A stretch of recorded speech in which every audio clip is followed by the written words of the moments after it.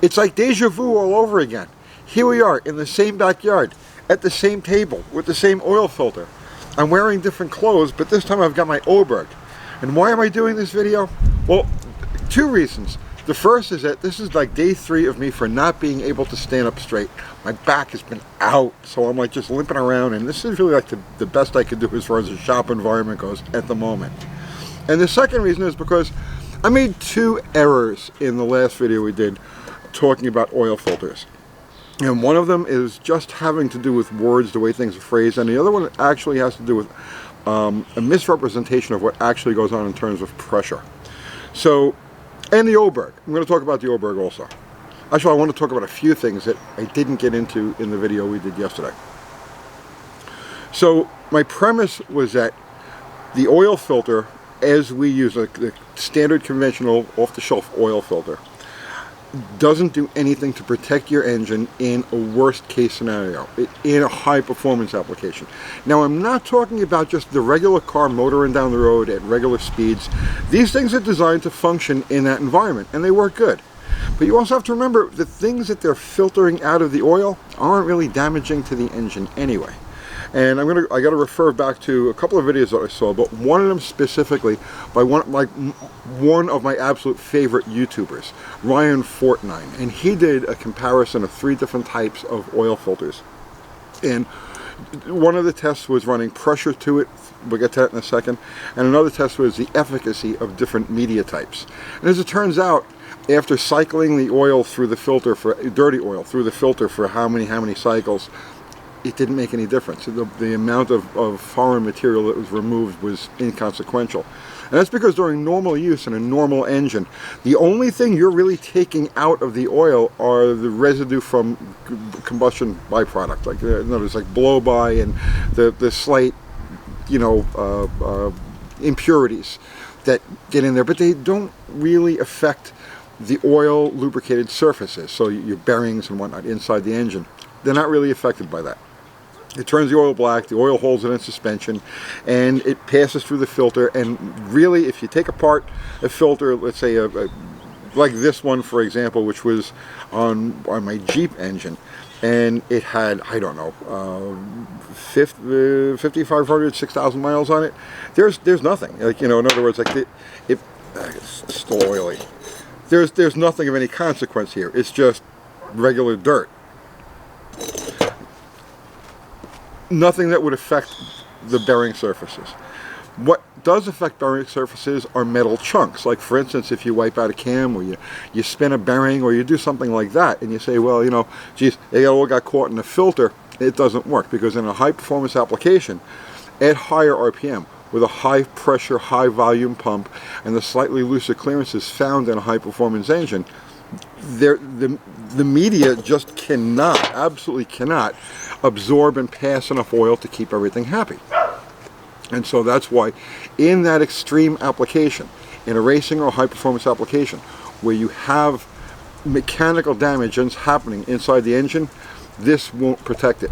And I don't know this because of anything I read or saw, or this is stuff that I've experienced countless times over the last 45 years that I've been screwing around with engines, where you have an engine and you dissect it, and it turned the bearing, or it wiped out a cam or whatever, and you find metal. It had an oil filter on it, but you'll still find metal through all the oil passages. You'll find metal damage on the bearing surfaces. You'll find it everywhere. So anytime you do have damage, like for instance a camshaft that eats a lobe or a lifter, you have to tear that motor down and go through all of the oil passages, because the bypass on this will not stop, won't allow the media to stop that oil. So let's talk about the mistakes that I made with this in the last video. I said that the oil filter has 2 bypass features. The one bypass is the small one at the bottom, and that's so that if you neglect a filter change long enough for the media to become clogged, that this will allow oil to pass through so you don't starve the engine. But then the second bypass that I described, which is the one that's controlled by this spring, isn't called a bypass. It's a pressure differential regulator. Okay, it's a pressure differential regulator, not a bypass. But it regulates that pressure by bypassing oil at the top into the engine. Now, due to the construction of the filter, you can see here at the top of the filter there are three, you see them there? 1, 2, and then 3. There are 3 nubs, and those nubs hold this media, this cartridge, centered in the canister.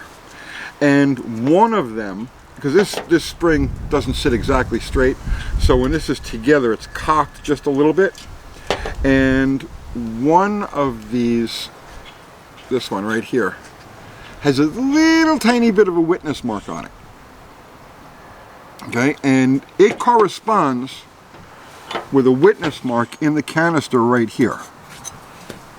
I don't know if you can see that or not, but it's an up and down witness mark inside the canister, and the length of the witness mark inside the canister matches this at full compression. Okay, so in other words, at times, and whatever those times happen to be, there is enough of a pressure differential being regulated to actually bury this spring inside the canister and allow that much gap between the top of the media and here. So it has to flow an enormous amount or compensate for enormous difference in pressure. So where I misrepresented things was in terms of pressure. So I said that this bypass, the pressure differential regulator, or bypass as I call it, operates based on oil pressure, but it doesn't. It operates based on oil pressure differential, hence the name. So what it's doing is it's acting on the pressure imbalance between the outside of the filter and the inside of the filter. So the outside is being force fed by the oil pump, and the inside is leaking out into the engine. So there's always going to be a higher pressure on the outside than the inside. So it's only when that pressure differential is in excess of 20 psi that it starts to operate, not at 20 psi.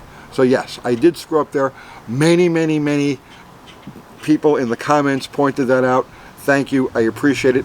Honestly, it's not something I ever really gave much thought to. I just knew that it bypasses and doesn't filter when you really need it to. So I never really looked that far into it. But now that I have, and I thank you, and I stand corrected. So it's the pressure differential that is being measured, not the actual pressure, or it's being regulated. By the way, talking about that video from Ryan Fortnine, they compared these 3 filters with 3 different types of mediums or medias, and they found that it took between 22 and 25 psi from the pump before anything was seen on the outlet side, which means that the first 20 or 20, now they didn't give volume, they didn't talk about volume, they were just going by pressure, so the volume is unknown, but it took the pump had to produce approximately 22 to 25 psi just to penetrate the media with standard engine oil before it actually started to flow. So right off the bat, you've got a 20 psi differential between the two. Again, when does this thing start to open? I'm not really sure, but it doesn't matter because it does open, and it's open under the most extreme circumstances, and those extreme circumstances is when your hot rod engine gets hurt. So just keep all of that in mind. Yes, I misrepresented a couple of things in that video, but I stand by my conclusions. For a regular passenger car operating under regular circumstances, this system operates just fine, no problems. It doesn't filter as much as you think that it filters. But in a high performance application, these things do nothing. Okay, that's that part of it. And I did want to show you the Oberg. This is a leftover from the Nitro days. I have an engine that I'm going to use this on in pieces at the moment. I haven't talked about it yet, but this is how the Oberg filter works. It's actually, it's like a Volkswagen. It's the Volkswagen screen filter. Volkswagens, like the Bugs and stuff, never used a regular filter. They used a screen, and that's what's in here. It's just a screen, and this will catch the harmful chunks. And inside of here you see it's just like a maze. And that's an Oberg filter. Now I know there are other manufacturers that make similar filters. If you've got a hot rod, if you've got an engine that you really care about that sees high pressure, high volume, high RPM use, and has a chance of hurting itself, these things are money in the bank. These will actually save your engine. So, all right, guys, there you go. I hope I clarified the things that I misconstrued, and I hope I explained myself a little bit better. And hopefully the next video I can actually do at the shop. I'll be able to stand and walk. Oh, the other thing too, I have these tires sitting here. I got another set on the back of the Belvedere. And a couple of you guys like, you guys are eagle eyes. Like, you don't miss anything, right? So, like, what are you using those tires for? I actually have a surprise thing that I'll be using those tires for. So, and I don't want to talk about that yet either, right? But we'll get to that. It'll be fun. You'll see. All right, that's it, guys. I'll see you tomorrow.